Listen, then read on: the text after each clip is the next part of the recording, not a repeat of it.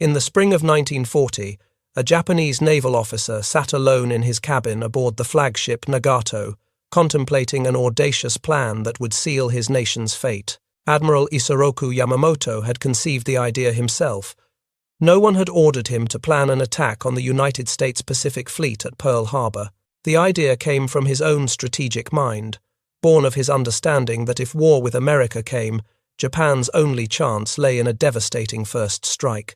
The man who would design the most shocking surprise attack in modern naval history was also the man who understood better than anyone in Japan why it would ultimately fail. Yamamoto had spent years in America. He had studied at Harvard University from 1919 to 1921, officially enrolled as a special student of English, but dedicating much of his time to understanding the petroleum industry that fueled American power. During summer vacations, he hitchhiked across the country, visiting oil fields in Texas to see American industrial might firsthand. He was a keen observer of American culture. His classmates at Harvard remembered him as a hard worker, but not a grind, exceptionally curious and imaginative. When they introduced him to poker, he became obsessive about the game, staying up entire nights to master it. He studied the mathematics of probability, the psychology of bluffing, the art of reading opponents. Those poker games taught him something about Americans that his fellow Japanese officers never learned. Americans were not reckless. They were calculating. They played the long game. They accepted short-term losses to set up winning positions. And when they held winning hands, they pressed their advantage without mercy. Later, as naval attaché in Washington from 1926 to 1928, Yamamoto traveled extensively throughout the United States. He visited automobile factories in Detroit and watched assembly lines produce cars at rates that seemed impossible. He toured steel mills in Pittsburgh and oil refineries in Texas. He calculated tonnages and production rates and drew conclusions that terrified him. Anyone who has seen the auto factories in Detroit and the oil fields in Texas, Yamamoto later said, knows that Japan lacks the national power for a naval race with America. He also played poker with American naval officers during his Washington posting. He won consistently, developing what he later called contempt for the mental agility of his American opponents at the card table. But he never made the mistake of confusing card-playing skill with national character. Yamamoto knew something his fellow Japanese military leaders refused to accept. America was not soft. America was not weak. And America would not negotiate peace after a single devastating blow. When asked by Prime Minister Fumimaro Konoe about the prospects of war with the United States, Yamamoto gave an answer that would prove prophetic. He said that if ordered to fight, he could run wild for the first 6 months and win victory upon victory. But he had no expectation of success if the war continued beyond that. 6 months. That was all Yamamoto believed Japan had. After that, he foresaw only defeat. The Battle of Midway, the engagement that shattered Japanese naval power and turned the tide of the Pacific War, occurred almost exactly 6 months after Pearl Harbor. Yamamoto had predicted his own failure with terrifying precision, yet Japan attacked anyway. This is the story of how an entire nation convinced itself that Americans were too soft, too divided, and too unwilling to sacrifice for victory. It is the story of how racial stereotypes, cultural arrogance, and wishful thinking led Japanese leaders to fundamentally misread the nation they were about to awaken. And it is the story of how that miscalculation cost Japan everything. The roots of Japan's fatal misjudgment stretched back decades before Pearl Harbor to a victory that convinced Japanese military planners they understood how to defeat a larger power. In 1904, Japan launched a surprise attack on the Russian Pacific Fleet at Port Arthur, beginning the Russo-Japanese War. The parallels to Pearl Harbor were striking: a sudden strike without a formal declaration of war, a devastating blow against an enemy fleet caught at anchor, the destruction of naval power before the enemy could mobilize, and it worked. Over the following year, Japan defeated Russia in battle after battle. On land, Japanese forces captured Port Arthur after a grueling siege that cost both sides dearly. At Mukden, in the longest land battle of modern history to that point, Japanese troops outflanked the Russian army and captured the city. The climax came at the Battle of Tsushima in May 1905, when Admiral Togo Heihachiro annihilated the Russian Baltic Fleet. The Russian 2nd Pacific Squadron had sailed over 7 months and 18,000 nautical miles from the Baltic Sea to reach Asian waters. They arrived exhausted, poorly supplied, and already demoralized by news that Port Arthur had fallen. Togo positioned his fleet to cross the T of the Russian formation, a classic naval maneuver that allowed all Japanese guns to bear, while only the leading Russian ships could respond. The result was annihilation. Russia lost all 11 of its battleships, 7 sunk and 4 captured, along with numerous smaller vessels and over 5,000 men killed or captured. Japan lost 3 torpedo boats and 117 sailors. The Russian admiral, Zinovy Rozhestvensky, was captured by the Japanese.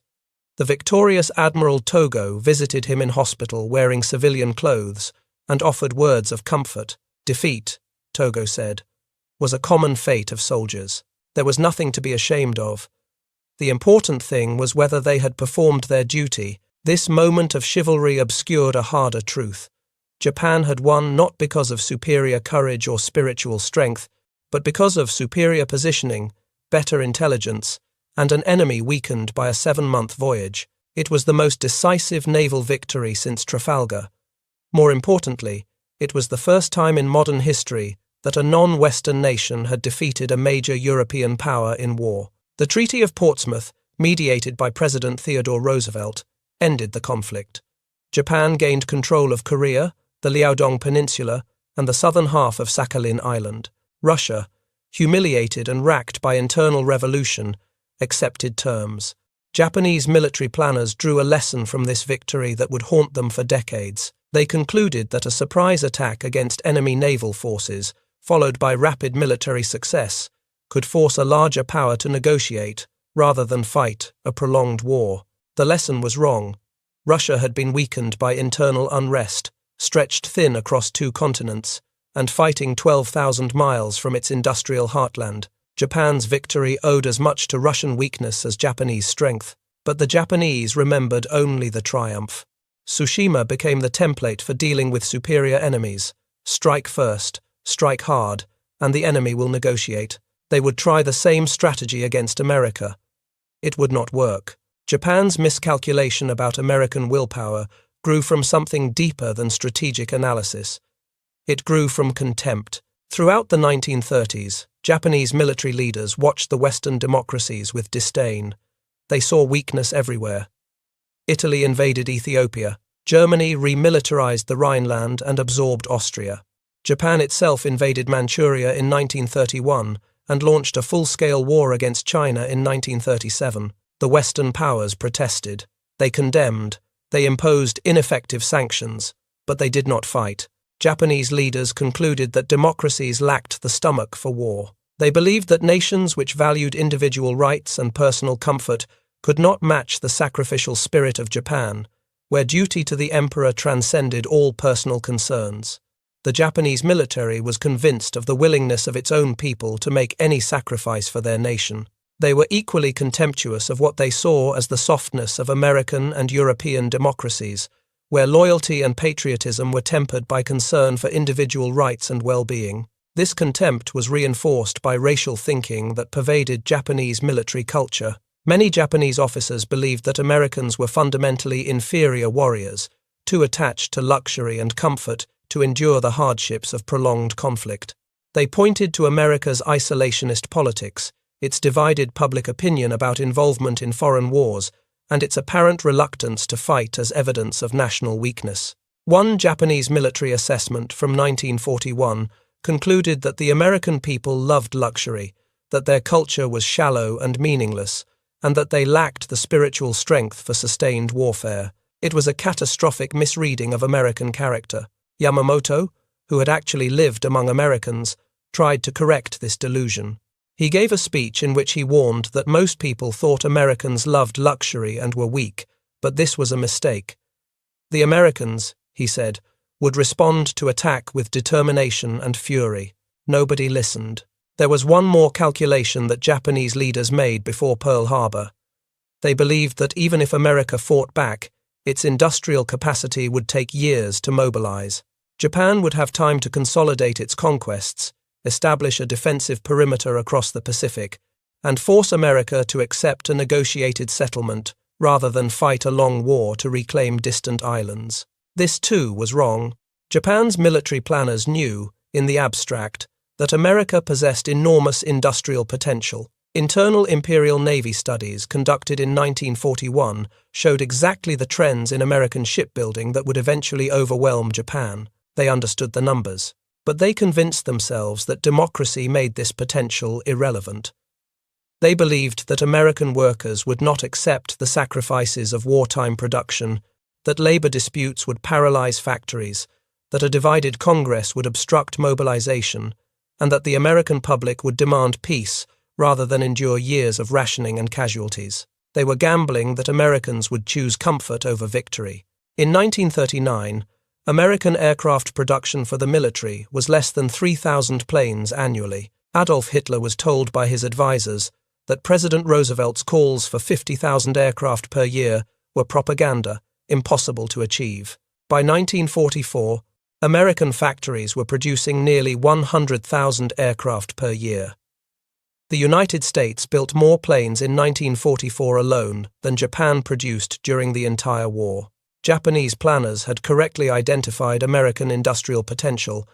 They simply refused to believe that a democratic society could actually harness it. On July 26, 1941, President Franklin Roosevelt froze all Japanese assets in the United States.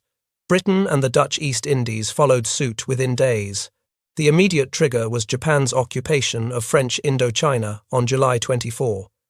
With France under German occupation, the Vichy government had agreed to Japanese military bases in the colony. Japanese forces quickly occupied Cam Ranh Naval Base, positioned just 800 miles from the Philippines where Americans had troops, and threatened the British base at Singapore.